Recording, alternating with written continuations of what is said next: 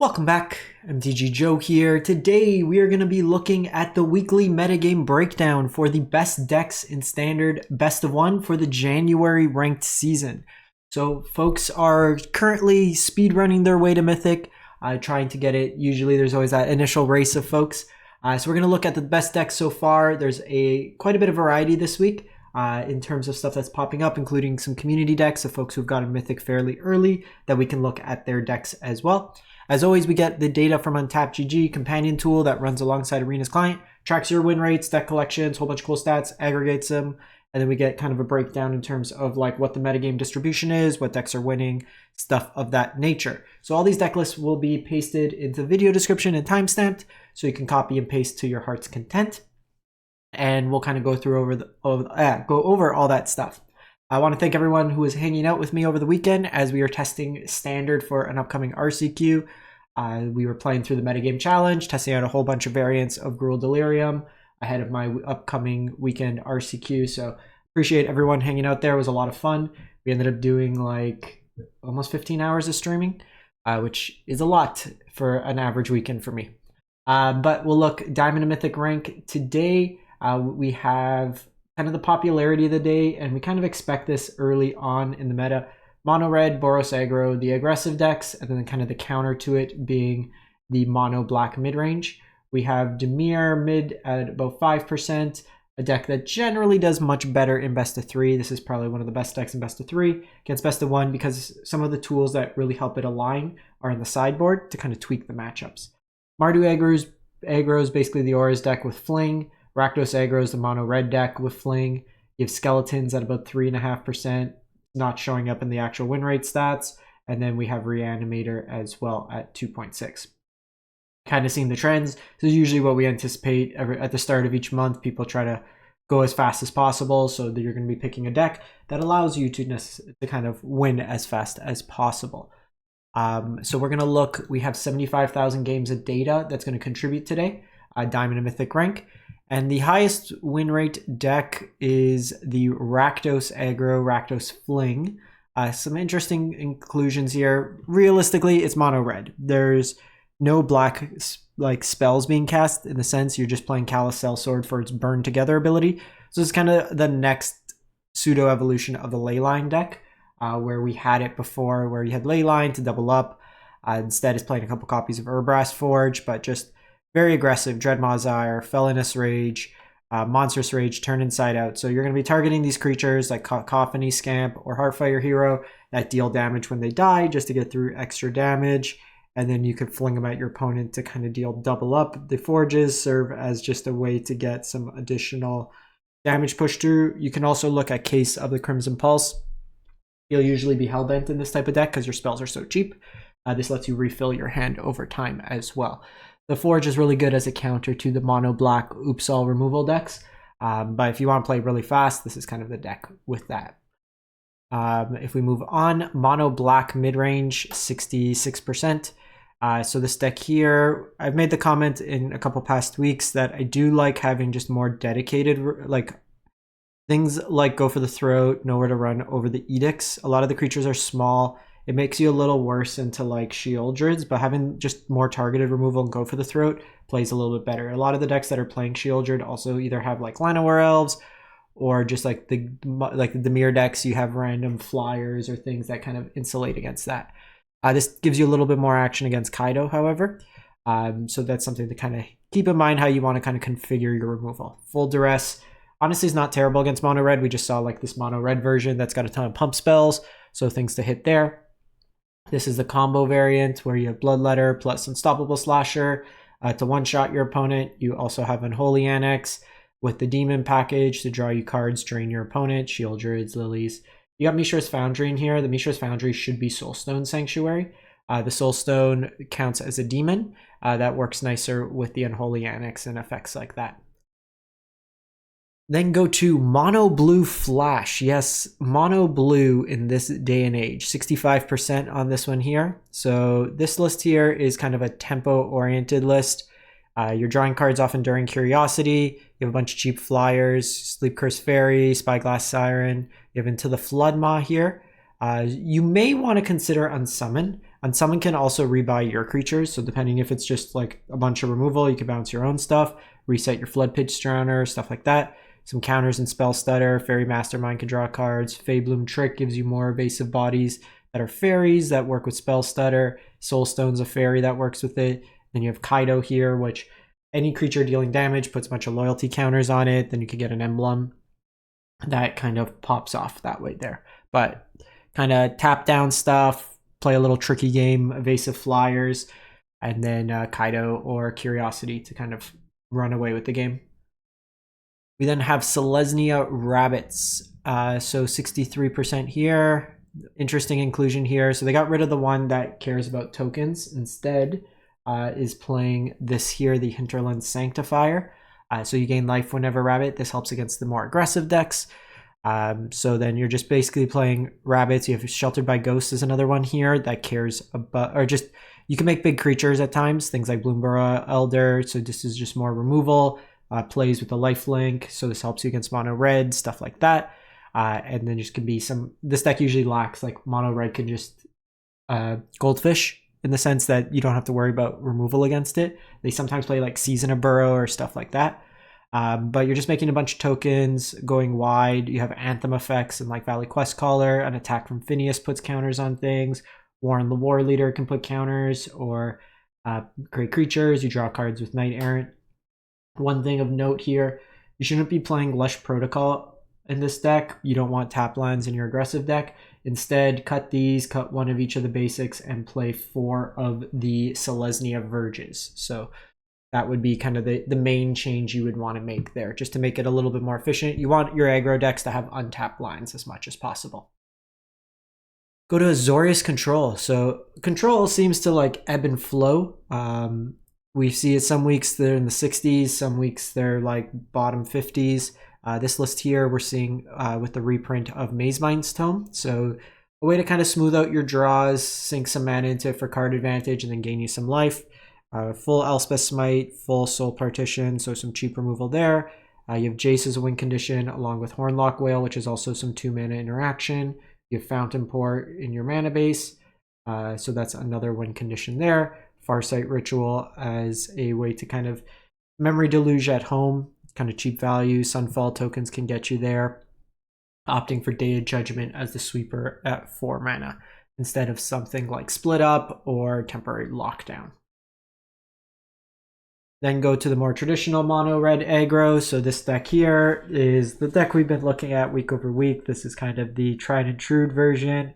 So your Nemesis on the top end, really good in the mirrors. You have Frenzies, Lightning Strikes in here, Burst Lightnings. Sometimes what you'll see is instead of the Lightning Strikes or trimming down on some of the Frenzies, they'll also play Shock, just giving you more 1 mana interaction for like the red-based mirrors, just allowing you to attack into your opponent or kind of dealing with their 1-drop if you're behind, being able to interact more with their mouse package. But the Manifold Mouse, double striking on your Heartfire Hero, triggers Valiant on Emberheart Challenger for card advantage. So there's that big engine of mice that kind of play off each other there. So then we have Boros Control, or Boros kind of Caretaker. So this deck here is built around Caretaker's talent. We have Enduring Innocence. I would say just off the bat, you'd want 4 Caretaker's talent. I would switch the numbers, 4 Caretakers, 3 Forge, as this card here is more important than Forge, because Forge can be a little bit slow against the aggressive decks. Looking at the mana base, this one's a little bit of a budgety one, so we're seeing some concessions in terms of the mana base. Just a lot of tap lands here, which normally wouldn't play. Like Temple of Triumph doesn't come in here, when Scar Craig doesn't come in here. These are all kind of budgetier versions, so they, like the Battlefield Forge is correct, Inspiring Vantage is correct. You'd probably play the full set of Restless Biovacs. You'd be playing the Cave that, I forget his name, you name a color and it adds an extra mana for activated abilities. So there's ways you can improve this mana base. There's too many tap lines in this deck. But just a lot of cheap removal. You make your tokens to draw cards, whole bunch of Wraths. This version's got Dollmaker Shops in here. You probably want Beza instead of Dollmaker Shops. So this one's been putting up some results, but I don't think it's the most refined version of the deck, if I'm going to be honest with you. Then we have Boros Auras. So this is kind of leveraging the mouse package as well, 59%. So same kind of Manifold, Ember Heart, and Heartfire. You have Optimistic Scavenger that puts counters on things. Big cards are Shardmage Rescue and Sheltered by Ghost. This card's like $11 in Canada right now. I opened a full box of Duskmourn and only opened the copy, which was kind of salty. But this deck here, you're just basically making a really big creature, protecting it with things like Shardmage Rescue. We've seen in past weeks stuff even like Lauren's Escape as more additional protection. You get evasion through like Feather Flight, Monstrous Rage as trample effect, kind of mixed into there. Demonic Ruckus could be pseudo evasion. Then you have Atali's Favor, which lets you equipped and then you discover and then gives you some more value there. So you basically get another free cast and then your creature gets trample as well. We have the Simic Terror deck. So we've seen these decks in the past have black as well. It may be worthwhile in best of one, just given the more aggressive meta, to just use the black land package. How it works is you basically just play one of the blue-black Verges and then one Swamp. Because you have things like Bushwhack and Analyze the Pollen, you can easily find those cards. And then you can play Nowhere to Run in the deck, which helps a lot against these aggressive decks. Because otherwise, you're just relying on your bounce effects against them. You could technically use Bushwhack as a fight card, but you do need to get to the board in that case. But the core of the deck is basically self-milling or self-looting, milling, filling your graveyard, and then casting reduced cost Eddymer Crab, Tolarian Terror. You have this town ain't big enough that could target your own stuff. It triggers up the Beanstalk, the big line that's played in a bunch of different decks. This town ain't big enough, rebuying Storm Chaser's Talent to get you another token. You then have Azorius Oculus with a comeback, 59% here. So this version here is on 2 Kioras. This will allow you to kind of draw discard. So a lot of the deck is just about drawing, discarding, putting stuff into your graveyard. You have Picklock Prankster, notably no cases in this one. Case or Saga. It's the blue Saga that mills you cast cards and then rebuys from your graveyard instead of playing Kiora. But the core of this deck, put cards into your graveyard and then cast Recommission or Helping Hand to reanimate any of these threats here. Then you kind of go to town. Oculus kind of snowballs. Hot Asian closes the game out very quickly. And then Kiora can, if it gets in an attack, generally with this deck, it's very easy to enable Threshold. You have things like Unsummon, Get Lost as removal, and then some cheap counters, cheap cantrips mixed in the deck as well. Then a couple decks. So right now we see Mono White Lifegain, the win rate today was the highest. So I took a look to see what was happening. This is for like the last month and a half, but this version of Mono White's been doing the best, 68%. So you have Lifegain synergies. Some of them are playing Leyline, but the Leyline's a little bit more all in. Because if you're drawing them late, they kind of suck. So this deck here, you have things like Linden that trigger the life gain whenever a white creature attacks. Enduring Innocence draws you cards. Knight Errant can provide you some card advantage. You have a Johnny Pridemate, Essence Chandler, ways to just get really big. Destroy Evil as removal. Sheltered by Ghost as removal. Sunblessed Healer as a way to get back one of your killed creatures. And then a 3/1 lifelinker. You have lifelink ways with like Hinterland Sanctifier, kind of your Soul Warden effect. Leonin on having 3 or more creatures. You have like these evasive flyers with lifelink. And then you have Skrell for protection. You could probably get away with like 1 utility land in the mana base. So something like a Myrex, a Fountain Port, a Soulstone Sanctuary. Just something that in the event you kind of flood, you can just have a creature land or something like that. I think 1 over the course of the entire mana base is fine. So a couple decks here. So this one from Backdoor Bully. This is a Golgari Toxic list. They went 102 and 58. They got 505 Mythic with it. So this deck here is a different take on Toxic. So most notably, Finn the Fangbear was reprinted in Foundation, so is standard legal. So you could ignore the sideboard on this one. It's not really relevant, but Finn here, whenever a creature with Death Touch deals combat damage to a player, they get 2 poison counters. So it kind of accelerates things. You have this flyer that can get Death Touch. You have the Bilious Skull Dweller. You have protection effects with Tyvar Stand, some cheap removal. With Cut Down, Go for the Throat. You have Venerated War Priest. Feed the Swarm, just more removal. This one's a little iffy in terms of removal. You could probably play Corrupted just really anything other than this, because yes, there's enchantments you might want to get rid of, but the life loss can be relevant in a mono red format.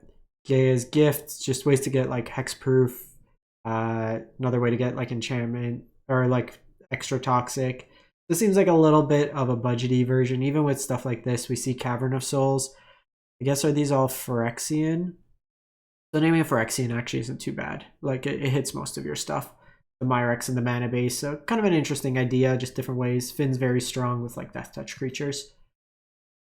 Then go to Revon Toulette. They went 36 and 14 with Esper Pixie. This is a tempo deck that's been doing really well in standard best of 3. So kind of the engine of the deck is a lot of ETB permanents, things like Nowhere to Run, Tithing Blade, the Hopeless Nightmare, Storm Chaser's Talent, and then you could just pick them up with either Fear of Isolation, Nurturing Pixie, This Town Ain't Big Enough, and then continuously rebuy them and like replay them. So it's almost like pseudo card advantage because you're getting these effects, these removal options, these creature tokens that get created, and then you get to put them back in your hand and do it again. So you could potentially like just start looping Storm Chaser's Talent, This Town Ain't Big Enough, and then rebuying your stuff, replaying them, and going to town there. A lot of cheap evasive creatures, so Kaido can bounce back your bounce effects and then go to town there. Anytime enchantments come to play, you have Optimistic Scavenger. That also puts counters on things, which is very impactful. The mana base is a little bit painful here. You might also run into Dimir versions. Very similar concept, but they'll be playing like more Spyglass Sirens. They'll play the Curiosity. They might play a Shieldred and a little bit cleaner mana base. And then lastly, we have the Cage deck, Green-White Cage, 16 and 5 by Majira. They got 385 Mythic. So this is a list. It's got some hate cards. So Wiltleaf Liege, if it gets discarded, you get to put it into play for free. So if they go Liliana, if they go Nightmare, whatever it may be, then you just have a bunch of things that make like 2 creatures. So Sanguine Evangelist, Sandstorm Salvager, Toby, a bunch of ways to just go wide. And with the Collector's Cage is the kind of the payoff. So you have Hideaway, which you look at the top 5 cards, put one underneath, and then you could put a counter on something. If you have creatures with 3 or more different powers, get to cast a card for free. So instead of doing something like Moonshaker Cavalier that you'll never cast, you're usually trying to hit like Overlord of the Mistmoors. Instant speed Sheltered by Ghost can lead to blowouts. But you just kind of anthem out your team. This is an anthem for a lot of your creatures as well. So strong kind of package here. Go wide. You have like Malira to protect. You have Sir Eric Steed that can make angels. This can make multiple bodies. You have the Restless Perry, which puts like an anthem for your team as well. So very kind of green-white tokens, go wide strategy that can overwhelm your opponent fairly quickly. That's it for the week. Let me know what you think, what you've been playing, and we will catch you next time. Thanks for watching.